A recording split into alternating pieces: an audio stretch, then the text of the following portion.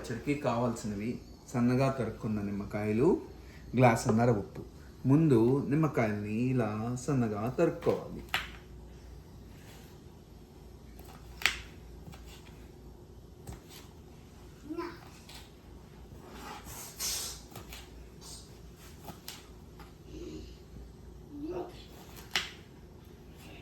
ఆ తర్వాత దీన్ని డబ్బాలో వేసుకొని గ్లాసున్నర ఉప్పేసి కలబెట్టుకోవాలి.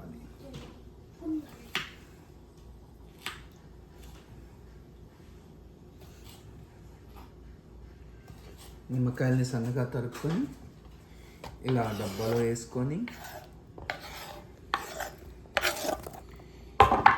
ఈ గ్లాసున్నర ఉప్పేసి ఇలా ఇలా ఇలా కలబెట్టాలి. నిమ్మకాయ ఊరటానికి 3-4 days పట్టింది కాబట్టి ఈ లోపల మనం దీని మీద మూత పెట్టేసుకొని చక్కగా ఊరించుకుందాం. తర్వాత గ్లాసున్నర ఉప్పుకి గ్లాసున్నర కారం కలుపుకోండి. అదిరిపోయే నిమ్మకాయ పచ్చడి రెడీ.